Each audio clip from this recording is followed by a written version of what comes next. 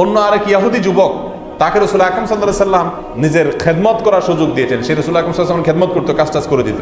লোকটাকে ইহুদি। তো একবার সেই ইহুদি যুবক অসুস্থ হয়েছে, এবং সে অসুস্থতা ছিল তার জীবনের শেষ অসুস্থতা, মৃত্যুর মুখে সে পতিত ছিল। রাসূল আকরাম সাল্লাল্লাহু আলাইহি সাল্লাম সেই যুবককে দেখতে গেলেন। দেখতে গিয়ে তার মাথার কাছে বসে তার খোঁজ খবর নিলেন, আদর সোহাগ দিয়ে তাকে বললেন, বাবা তুমি আসলিম, ইসলাম গ্রহণ করো, জীবনের শেষ মুহূর্তে তুমি চলে যাচ্ছ, ইমানটা নিয়ে যাও, তাওহীদটা স্বীকার করে যাও, তাহলে আখিরাতে নাজাতের রাস্তাটা অন্তত খুলে যাবে। তখন সে যুবক, তার বাবা পাশে বসা ছিল, বাবার দিকে তাকায় আস যে বাবা কি বলে।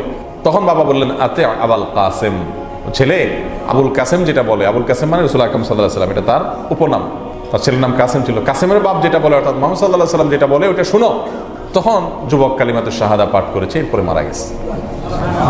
রাসূল আকরাম সাল্লাল্লাহু আলাইহি সাল্লাম বলেছেন, আলহামদুলিল্লাহিল্লাযী আনকাযাহু মিনান নার, ওই আল্লাহর জন্য প্রশংসা যে আল্লাহ তাআলা এই যুবককে জাহান্নামের আগুন থেকে বাঁচিয়ে দিলেন।